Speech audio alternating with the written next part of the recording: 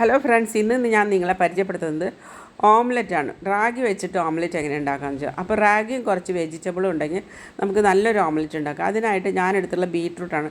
എന്ത് പച്ചക്കറി വേണമെങ്കിൽ എടുക്കാം കേട്ടോ. ബീട്രൂട്ട്, കുറച്ച് ക്യാപ്സിക്കം, സബോള, പിന്നെ കുറച്ച് മല്ലിയില, കറിവേപ്പില, കുറച്ച് പച്ചമുളക്, ഒരു മുട്ട, പിന്നെ 1/4 കപ്പ് റാഗിപ്പൊടി ഒരു കപ്പിലേക്ക് എടുത്ത് ഒരു 1/4 കപ്പ് പാലൊഴിച്ച് നല്ലപോലെ കലക്കി വയ്ക്കാം. പിന്നെ നമുക്ക് കടായി അടുപ്പത്ത് വെച്ച് കുറച്ച് വെളിച്ചെണ്ണയോ, ഞാൻ ഒലിവ് ഓയിലാണ് ഉപയോഗിച്ചുള്ളത്, ഒഴിച്ച് ബീട്രൂട്ട് ഒന്ന് ചെറുതായിട്ടൊന്ന് വാട്ടിയെടുക്കാം. എന്നിട്ട് ഈ കൂട്ടെല്ലാം നമ്മളൊരു ബൗളിലേക്ക് ഇട്ട് ഈ എല്ലാതും കൂടി ചേർത്ത് കുറച്ച് ഉപ്പ് പൊടിയും ഇട്ട് പിന്നെ നമ്മൾ വേവിച്ച് വെച്ച ബീട്രൂട്ടും അതിലേക്കിട്ട് ഇളക്കി യോജിപ്പിച്ച് ഒരു മുട്ടയും തട്ടിപ്പൊട്ടിച്ചൊഴിച്ച് ഉപ്പൊക്കെ പാകത്തിനാക്കി നമ്മൾക്ക് ഇതിനകത്ത് കാന്താരി മുളക് ഇട്ടിട്ടുള്ള അതുകൊണ്ട് എരിവ് നന്നായിട്ടുണ്ടാവും. നമ്മൾക്കൊരു തവയിനകത്ത് ബട്ടർ പുരട്ടി നമ്മൾക്ക് അതിലേക്ക് ഒഴിക്കാം. ഒരു 15 മിനിറ്റ് വരെ നല്ലപോലെ അടച്ച് വെച്ച് വേവിക്കണം.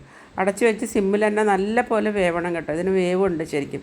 അത് കഴിഞ്ഞ് നമുക്ക് കുരുമുളക് പൊടി കുറച്ച് തൂകാം. അതിന് മീതെ കുറച്ച് ചില്ലി ഫ്ലേക്സും കൂടി ഇട്ട് കുറച്ചും കൂടെ നേരം വെച്ച് അത് കഴിഞ്ഞിട്ട് നമുക്ക് ഇത് നല്ലപോലെ ഇളകി പോരും തവയിൽ നിന്ന്. പക്ഷെ നമുക്ക് മറച്ചിടാൻ പറ്റത്തില്ല, പൊട്ടിപ്പോവും. അപ്പം നമ്മളൊരു തവയ്ക്കകത്ത് ഇത്തിരി നെയ്മയം പുരട്ടി അതിനകത്ത് കമത്തി വെച്ച് രണ്ടും കൂടെ തിരിച്ച് കമത്തുമ്പോൾ ഈ തവയിലേക്ക് ആ ഓംലെറ്റ് വരും.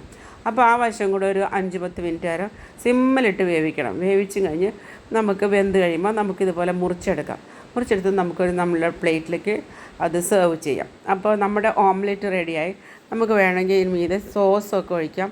പിന്നെ ഒരു ഹെൽത്തി റീച്ച് ആക്കാനായിട്ട് കുറച്ച് മാമ്പഴമോ ഏതെങ്കിലും ഫ്രൂട്ട്സ് സൈഡിൽ നമുക്ക് കഴിക്കാനെടുക്കാം. അപ്പോൾ ഇതാണ് നമ്മുടെ ഇന്നത്തെ ബ്രേക്ക്ഫാസ്റ്റ്. അടിപൊളി റാഗി ഓംലെറ്റാണ്. അപ്പോൾ എല്ലാവരും ഇത് ട്രൈ ചെയ്യുക. ഓക്കെ, സബ്സ്ക്രൈബ് ചെയ്യാത്തവർ സബ്സ്ക്രൈബ് ചെയ്യാൻ മറക്കല്ലേ.